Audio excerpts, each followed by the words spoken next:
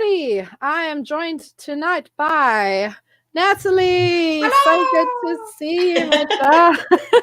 So we are running a little bit late tonight because we've had some audio issues, but we are now both rocking our very, very super cool black headphones and feeling a little bit closer than literally half a planet away from one another. It's crazy, isn't it? The echo's gone. 1, 2. We're good.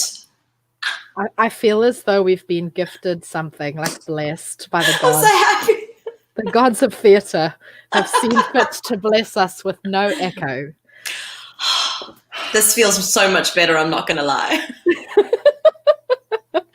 All right. Okay. So, backstory.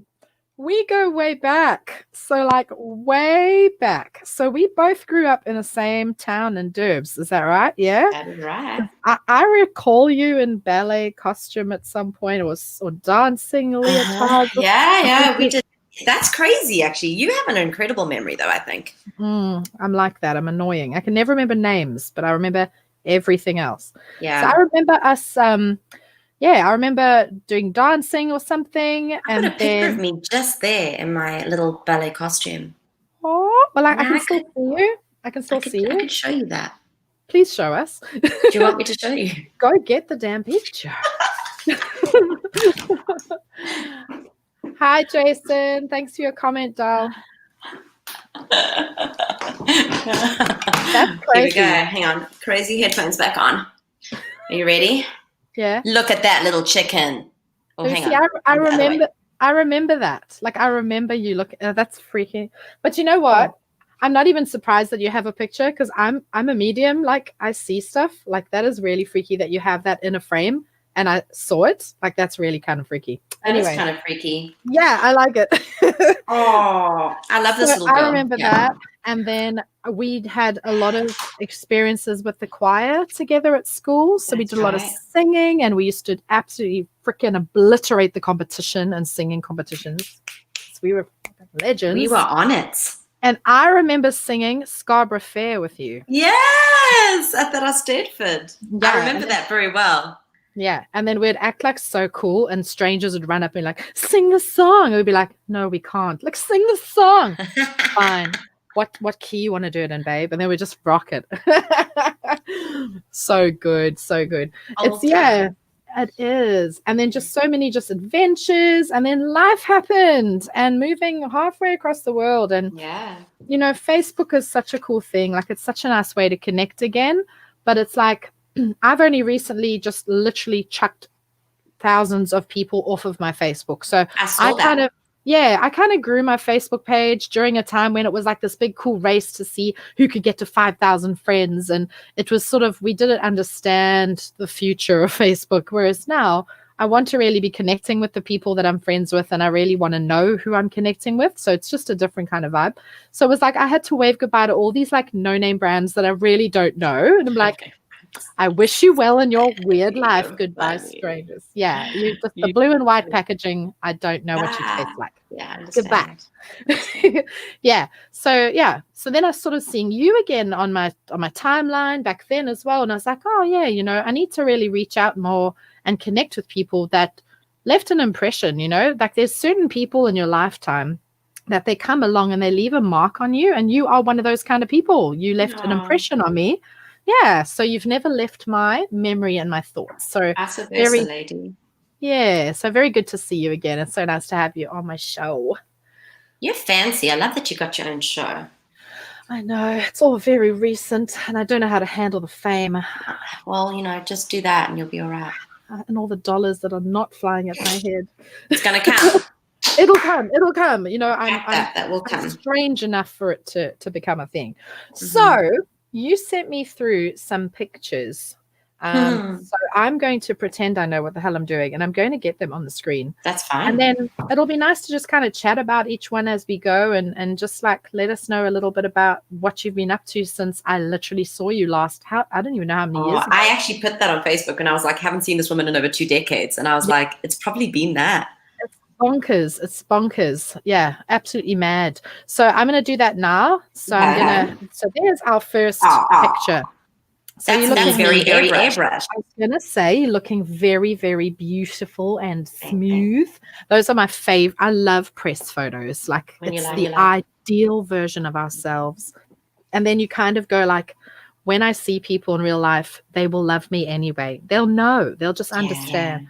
And the thing is, I love both. I love seeing people in their sort of airbrushed beauty and the creative, almost like an artistic rendering. And then I love seeing the real life person, you know, as they are. Like, I think everybody is like a work of art. So I love it. It's true. Yeah. By the way, the echo's back. Oh, God damn it. I think it's when this happened last time. No, it's okay. But I think can you hear the echo? Your audio's gone a bit squelchy again, but you know what? It's when you put the picture up the last time this happened too. So maybe it'll go away when the pictures are gone. So let me mute the picture. Is that better? 1, 2, yes. We have found our culprit. We are geniuses. It was the smooth Natalie. She was sabotaging you. Oh, you big airbrush thing. Listen, smooth Natalie. You weren't so smooth now. Seriously. No. So what is this lady sings the boys? So basically, I've frozen. Am I still there? I can hear you. That's fine. I've frozen in a sexy position. Oh, there I am. So I was like, So this is a one-woman show. I do vocal comedy one-woman shows, and I'm very lucky, or had been very lucky, that they got picked up by the cruise lines. So I would go onto a cruise a week at a time, and as a solo guest entertainer, and got to travel the world, kind of asked the universe, I'd like to travel and sing. And the universe went, here, my little friend. Beautiful. So I got to travel the world just a week at a time, which was great for me. So they would fly me in, I would do a show, and I would spend the week on the cruise. And then they'd fly me back out, and it was like a dream. Really, really wonderful. So Lady Sings the Boys was one of my shows because, as you can hear, and this has not changed, I have a voice down here. And Sandy knows when I was young. That's one thing we share is this deep voice. I'm most certainly an alto. You know, as I've grown older, I'm heading towards tenor status. So I just love all the gents songs, all the old crooners, and that's my show. So I do kind of diva-esque twists on, you know, the gentleman crooners, essentially. That's one of them. And then I do another one as well. And it's just been such a joy. I've traveled to Vietnam, and, you know, I was supposed to be going to India, which I was very excited about. But obviously the cruises have been cancelled, understandably. So I'm not sure when that will start up again. Yeah, because I've always been interested in doing cruise shows and stuff. I've just haven't ever had the time for it, the chance. But I hope one day in the future, when my kids are a little bit older, and I can be like, there's a box of macaroni cheese, just microwave the shit out of it. Yeah, I'm going to go and see Italy.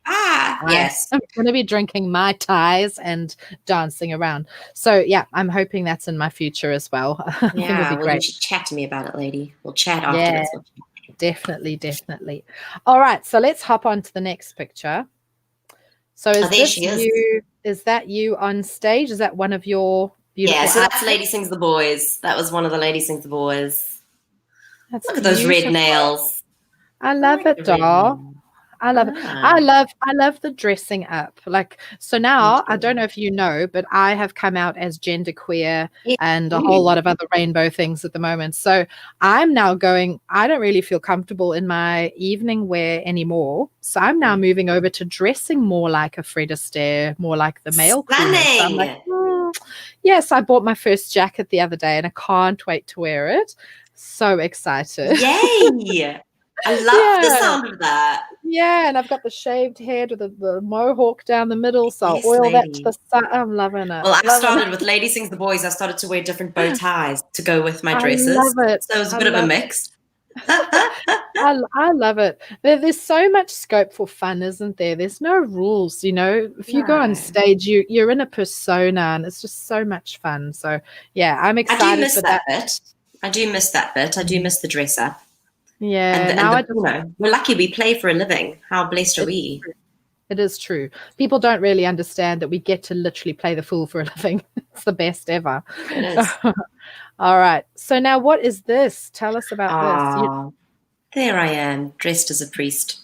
Oh gosh, what did I do? I tried to zoom in. Don't worry. So I'm old. You're not. Shush. I'm your age. Shush.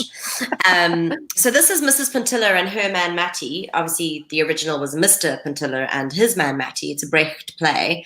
And it was reimagined by an incredible writer called Denise Miner and performed at the Royal Lyceum in Edinburgh.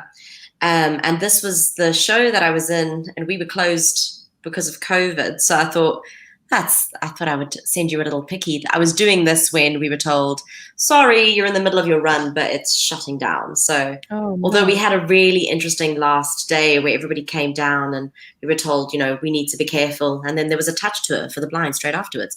So I was like, interesting. So COVID has arrived. We don't know what it is, but it was just such a crazy time, wasn't it? When nobody knew what was going on when it was first announced. And I think we were all kind of feeling our way in the dark, to be frank. It's true. I'm so sad this show closed because I was having the time of my life. This cast, what an amazing cast. The director's incredible. The Royal Lyceum Edinburgh is kind of like my home in terms of theatre. They've been really good to me and I adore them all. Yeah. So it's been really hard to watch the theatre go into hibernation until next spring.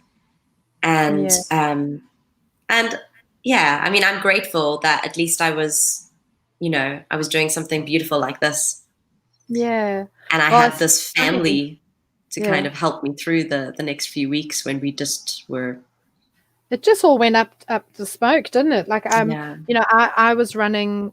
I had worked for the last few years since arriving in Australia to build up my choirs and drum clubs and things like face painting and all that sort of real tactile one-on-one and small group setting stuff. Yeah. And I remember when it all sort of started happening, I was trying to spray my drum skins with disinfectant. I didn't know how to possibly keep everything clean, and then choir members all in small, intimate, really earthy spaces. I couldn't give the 4 meter per person thing. It was just, and it's sort of just, everything's just sort of closed down. So it's been an interesting time. I've sort of used this time to reimagine what does my business look like and what do I look like as sort of a functioning artist in this space and in this time. So that's why I've jumped over to doing vlogging and webcasting and just doing short live films. It's great that you're doing that. Yeah. And then I've decided I've always wanted to learn to be a hypnotist, and I've always wanted to help people. I saw that, lady. That's an amazing thing. So I'm really crapping myself because it's a lot of work, but it's a full diploma, and I'll be a fully qualified clinical hypnotist. Gosh. But I have an end game. I want to do a hypnotist show. Yes, lady. Imagine I do the whole diploma just so that I can have a comedy show. Yeah, you'd help people too, though. I mean, I think that'd go down well on the cruises. Yeah, exactly. This cross-dressing, mohawked. Oh my gosh. Just wild. I would eat you up. I would eat you alive. No. I think that's an incredible thing. I know I've also wanted to go back and do some study. So I'm going to be starting a screenwriting course, actually, which I'm really excited about. I was very excited to get accepted. So that's starting in October. Yeah, that's fantastic. Yeah. Yeah. And then I saw you sent to me that one of your short stories won the John Byrne? The John Byrne Award. Yeah. That's I mean, that wonderful. was so lovely. Actually based on a true story that, that happened to my family and back from where we're from. Yeah. So it was really lovely. It's a wonderful validating thing when somebody goes, actually, wow, we really like this. It was nice to kind of have an awards. I actually couldn't be at the award ceremony. It was all very la-di-da because I had to send somebody in my place because I was in the show. So it had to be like, and Natalie cannot be here tonight. I was like, oh, I wanted to be there, but my mate was like, you looked really fancy, Nat, because but no, that was great. That's classic. Yeah. I've just had a memory right now. Yeah. Oh my God, this is now going back. Do you remember when we entered the songwriting competition for Pick and Pay? No. You remember? And I came over to your house and I had shakers and sticks and two little recorders, little like tape deck things, and we sang it. Yes. And then I was singing and you were singing and we were echoing and trying to record ourselves on an actual tape cassette deck. Yes, I do. And then I came second in South Africa for that song. So we came second. You have an insane memory. That was fun. I just remember sitting on the wooden floors in your house and just like, we only have like 2 hours. We need to record this damn song. Do you still have it? No, but I can still sing it. Oh, I wish you still had it. Oh. No, I don't know where it is. I don't have any kind of recordings of me as a young person, as a teen. Yeah, not really. It's quite interesting because I know I would love to. My mom has a recording. My mom has a recording of us singing. Oh, but please. It was in South Africa, but she's now in England, and I don't think she's taken the DVDs with her. Oh, she in England? Yeah. Okay. Oh, good. Yeah.